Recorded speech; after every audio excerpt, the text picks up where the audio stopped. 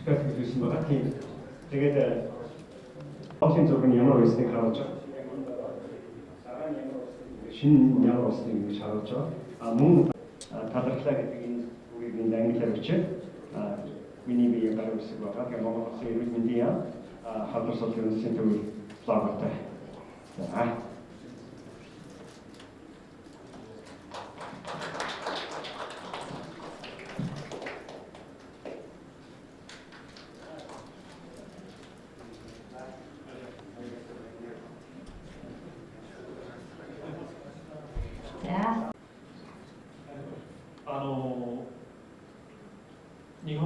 Удаагийн төслийн үр дүн ер нь ямар байна вэ? Ер нь бол Японы санхүүжилтээс хэрэгжүүлж байгаа нөвцний үндэс төслийн хүрээнд эрүүл мэндийн салбарт сүүлийн 30 орчим жил хамтран ажилласан байдаг. Энэ хүрээнд нэг 108 одоо төсөлд 20 гаруй тэрэм төрөний одоо бас тусламж одоо үзүүлсэн байна гэсэн ийм дүн мэдээ болоо. За өнөөдөр бид энэ халдварт өвчин судлалын үндэсний төвийн цэвэр усны системийг Японы засгийн газрын буцалтгал тусламжийн хөрөнгөөр буюу өвсний үндэс төслийн хүрээнд 200 орчим мянган доллараар шинжлэх энэ одоо төслийн ажилд нээлттэнд бол оролцож байна.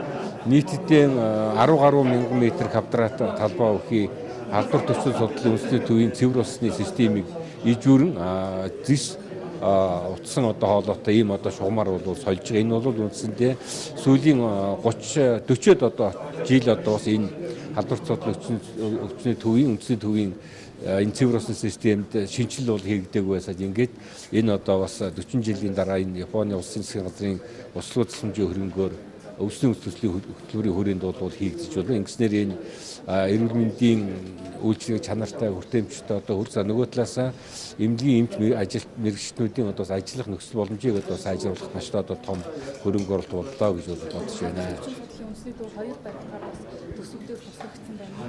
Ер нь бол цааш манад хавдрын өвчлөл одоо маш их одоо өндөр байна. Хавдрын шалтгаанд одоо нас уралт одоо өндөр байна гэсэн ийм одоо судалгаа бол би тийм учраас бол засгийн газраас халдварт өвчин хавдар судлалын үндэсний төв хоёрыг одоо бас барих заашгүй шаардлагатай гэж үзсэн. 2024 оны улсын төсөв дээр 10 тэрбум төгрөг тусгагдсан. Энэ одоо хөрөнгөөр бид хавдар судлалын үндэсний төвийн хоёр одоо барилгын дэд үтсийг одоо хийхээр бол ажиллаж байна.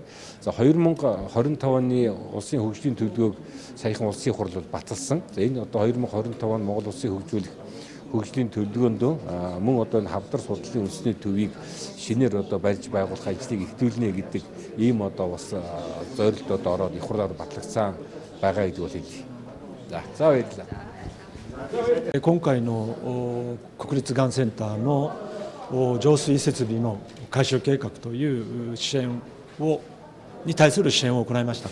これは日本の草の根無償資金協力でございます。額はですね、21万7000 US ドルということです。これは昨年3月にその日本とこのがんセンターとの間で署名を行いまして、9ヶ月の間で竣工したということです。非常にスピード感を持ってこの改修がなされたということで、私も非常に喜びを持って今日の式典に参加しました。За Өвсний үндэсний айлгой байдлын анх босдгол тусламжийн хүрээнд хавдар судлалын үндэсний төвийн цэвэр ус түгээх системийн засварын ажлыг бид өхөн 23 оны 3 сард гарын үсэг зурсан. Босдгол тусламжийн гэрээнд гарын үсэг зурснаас хойш 9 сарын хугацаанд туслалын ажил маш урт хугацаанд чанарын өндөр түвшинд хэрэгжиж дуссан. Өнөөдөр бид нар энэ хэрэгжиж дуссан төслөө хүлээлгэж өгөх ёслолын ажиллагаанд би өөрийн биеэр оролцож байна. Туйлын их сэтгэл хангалуун баяртай байна. これまでいいのかな。今回のこの国立がんセンターへの支援は3回目です。最初はここの設備機材の供与、それから第2番目は先ほど話がありましたけれども、この屋根の改修計画、そして3番目がですね、今回の浄水設備改修計画でございます。今回のこの支援を通して、唯一のがんセンターとしてですね、モンゴル国民の健康に資しておりますこのセンターがより一層この環境が改善されて、今後モンゴル国民ががんを中心としてですね、健康保全に大きく寄与していくことを心から期待し願っております。За ингээд хавдар судлалын үндэсний төв дээр энэ удаагийн төсөл маань бол 3 дахь удаагийн төсөл байгаа. Хамгийн анх 2000 онд хавдар судлалын үндэсний төвийн тонд хөрөмжийг сайжруулах төсөл хэрэгжсэн. За түрүүн ярьсан 18 онд хавдар судлалын үндэсний төвийн дээврийн засварын ажил хэрэгжсэн байгаа. За энэ удаагийнх ингээд цэвэр ус түгээх системийн засварын төслийг бид хэрэгжүүллээ. За энэ хавдар судлалын үндэсний төв бол өөрөө Монгол улсын хэмжээнд хавдрын үйлчлэгээ явуулдаг цор ганц эмнэлэг байдаг. Ингээд Монгол улсын одоо үндэсний хэмжээний энэ хавдрын өвчнөр эмчилүүлж байгаа ард иргэд эрүүл мэндийн одоо энэ тусламж үйлчлэгийг эрүүл аюулгүй орчинд одоо авахын боломж үлдчихэж бид бүхэн бол туйлын тавтай баяртай байна. Ингээд Монгол улсын ард иргэд цаашдаа энэ хавдрын эрүүл мэндийн эмчилгээ үйлчлэгийг одоо энэ тухтай орчинд авах боломж үлдчихэж туйлын сэтгэл хангалуун байна. Шинжлэлийн ажил хийхээс өмнө одоо хоолой ямар хөө байдалтай байсан бэ? Та бүхэн ямар хөө байдалтай ажилладаг байсан юм бэ? Та түрүүн бас нөө ёолкны мод гэдээ ярьсан шүү дээ, тийм ээ? Тийм, ерөнхийдөө 1982 онд ашиглалтанд орсноос хойш шинэ барилгын газар доорх гэсэн үг шүү дээ. Ханны цаанах энэ шугам сүлжээний асуудал шинжлэгдээгүй байсан. Тэгээд бид бүхэн тэрийг ёолкны мод гэж нэрлэдэг байлаа л да. Яагаад гэвэл цэвэр усны шугам хоолой явж байхад тэр мэн олон жил идэгдсэн учраас дотроосоо ингээд жижигээр цоорно. Тэр цоорсон руу мод шаантгаж хийгээд тэр нэг хоолойн тэр чигээр маш олон мод шаантглаа хийждэг. Тэгэл ерөнхийдөө тэр байдлаар л байж идэг. Тэгэл ус гоожингууд нь нэг мод шаантглал хийждэг. Тэгэл тэргээр нь цэвэр усны гоожоо зэврээл тэгсэн мөртлөө тийм усыгаа бид нар бас уугаал энэ үйлчлүүлэгч нар уугаал ингээл явж идэг байсан. Тэгээ энийг улсны үндэс хөтөлбөр танилцуулаад Японы элчин сайдын яам Кабаяши элчин сайдад тухайн үед байсан. Элчин сайдад танилцуулаад бид бүхэн ийм байдалтай байна. Ийм ёолкны мод байдалтай юм эмнэлгийн дотоод газар доорх нөхцөл байдал ийм байна гэд энийг бол тэр болгон хүн мэддэггүй. Ягаад гэвэл энэ чинь ханны цаана гэдэг болохоор нэг санаад тавьдагчгүй. Тийм ч учраас энийг ер нь ингэж өөрчлөхгүй бол ер нь өвчтний аюулгүй байдал алдагдж байна. Чанартай тусламж үйлчлэгээ үзүүлэхэд халдвар сэргийл ариун байдлаас бас асуудалтай байна гэдэг ийм хүсэл тавиад энийг 23 онд бид бүхэн шийдүүлсэн. Ингээ $217 мянган санхүүжилт авч энийг бүр мөсөн бид бүхэн энэ эмнэлгийн хэмжээнд цэвэр усныхаа шугамыг сольсон. Цэвэр усны шугамаа солихдоо бол зис хоолой, PRP хоолой болон цайрсан ган гэсэн хоолойнуудаар хийсэн учраас одоо цаашдаа бид нэг ёолкны мод гэдэг асуудалтай байхгүй хаа л гэж бодож байгаа. Улсын төсвийн хөрөнгө оруулалтаар шийдэх боломж байсан юм уу? Өмнө нь ер нь хөөцөлдөж үжижсэн үү? Санхүүжилтийн ер нь гаццсан байсан юм уу? Тийм, ерөнхийдөө бол харин тийм яг одоо хамгийн гол асуудал чинь энэ л дээ. Бид бүхэн аливаа юм ингээ улсын хөрөнгө оруулалт руу уулын шийдчих л өстой шүү дээ. Тэгээд тэр 217 гэдэг чинь 900 сая төгрөг л дөө 900 сая төгрөг. Гэт тэгэл яах вэ? Жил ингээл хүсэл тавьдагч ерөнхийдөө ингээд болж өгдөгөл байсан байгаа. Гэхдээ сүүлийн үед юм өөр болж байна. Улсын хөрөнгө оруулалт болон засгийн газраас оруулж байгаа хөрөнгө оруулалтыг сайжирч чинь дээр нь энэ үндэсний үндэс хөтөлбөр бол тухайн үед хөрөнгө оруулалт байхгүй байсан үед бидний асуудлыг шийдэж өгч байгаа.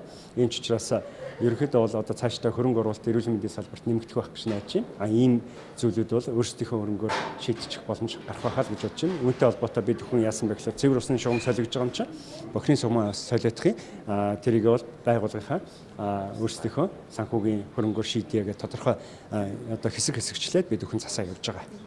Хавдар судлалын үндэсний эмнэлгийн шинэ барилгын асуудал яригдж байна тийм ээ. Шинээр нэвтрүүлж байгаа эмчилгээ үйлчилгээ бас цаашдаа юу байна? Тийм, одоо бид бүхний хамгийн гол зорилт энэ жил нөгөө туяа эмчилгээний шинэ аппарат Монголд орж ирсэн шүү дээ. Тэр аппарат маань хутгагүй мэсэл гэдэг зүйлийг хийдэг. Урд нь бидний хүрч чаддаггүй байсан тэр тархины хавдруудыг эмчилдэг. Мөн зөөлөн эдийн буюу илгэний хавдрууд дээр эмчилгээ хийдэг. Өндөр тунгаар эмчилдэг. Хүүхдийн болон том хүний тархины хавдрыг эмчилдэг. Нуруу нугсны хавдрыг эмчилдэг. Тэр байтугай арьсны хавдрыг эмчилдэг. Ийм боломжтой. Дээр нь зөвхөн хавдар гэлтгөө тэр туяаны аппаратаар бид бүхэн хутгагүй мэсэл хийхдээ тархины судасны гажигдшилт болон бусад эмгэгүүдийг эмчлэх болцоотой энэ дээрээ хүнээ сургаж энэ аппаратаа бүрэн дүр ашиглая гэсэн ийм зорилттой явж байна. Утгагүй одоо 6 сард манай японочдод ирэх гэж байна. Яг энэ эмчилгээнүүдийг бид бүхэнтэй зааж хамтран хийж одоо нутагшуулах гээд үүний дараагаар манай австралчууд бас ирнэ. Гэх мэтлэн бид бүхэн ажиллаж байна. За үүний хажуугаар мэдрэлийн мэслээ бас одоо ажил мэсэл дээр анхаарч ажиллаж байна. Нөгөө эргэтэн шилжүүлэх, элэг шилжүүлэх дээр бид бүхэн анхаарч байна. Эргэтэн шилжүүлэх дээр бид бөөрийн болон чөмөр шилжүүлэн суулгах мэслэл рүүгээ хавдар судлал дээр юм чинь нийгмийн цогц тусламж үйлчлэгээ байх ёстой гэдэг утгаараа бид нар бүхэн энийг хийж эхлэе гэдэг ийм зорилт тавьж байна. Хэдийгээр бидний өмнөх ачаалал дийлэхгүй байгаа ч гэсэн удахгүй хавдар хоёрын энэ төсөв Монгол Улсын засгийн газрын хөгжлийн бодлогод орчлоо шүү дээ. Тэгээд 110 тэрбум төгрөг дараа жилийн төсөвт орчин гэдэг энэ сайхан мэдээг сонссон. Тийм ч учраас бид нэр одоо сайлаа бэлтгэхээр саваа бэлтгэдэг шиг засгийн газар маань саваа бэлтэж байгаа бол бид бүхэн өөрсдийнхөө хүн болон тосон жүжигчгээ өргөжүүлэхэд бэлтгэх ёстой. Сая бид бүхэн мөн Австрид яваад ирлээ. Тэгээд энд гол яригдсан асуудал болохоор бид бүхэн туяаны болон цөмийн онцлогын эмчилгээний асуудлыг нэмж энэ хавдар судал дээр авчирч хийж энийгээ нэгдсэн байдлаар цаашдаа хийх ийм яриа хөөрөө хийчихэд ирж байна.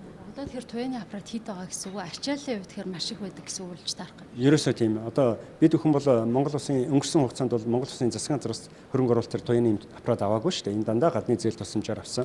За тэгээ 3 дахь аппарат нь бас л Австрийн засгийн газрын хөнгөлтэй зээлийн тусламжаар засгийн газар шийдэж өгсөн. Тэгээд энэ хүрээнд бид нэр 3 аппараттай болж байгаа. Яг үүндээ хэрвээ очиргүйгээр одоо энэ 3 сарын очиргүйгээр өшөө бас нийт хүмүүстэй хүргэж хийя гэх юм бол биднэрт өшөө 3-аас 6 аппарат дор хаяж хэрэг болж байгаа байхгүй. За эхний 3-аа шийдчихэд хамгийн боломжтой 6 аппарат хэрэгтэй болж байгаа. Хамгийн гол нь 6 аппарат хэрэгтэй болоход бид бүхний ачаал бас гисэн техникчнэр хэрэгтэй, физикчнэр хэрэгтэй гэх мэтчлэн олон асуудлууд бас бий эмчнэр.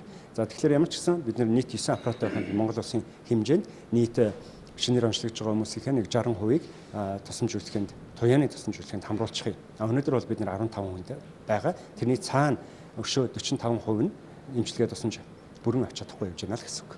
За баярлалаа. За баярлалаа.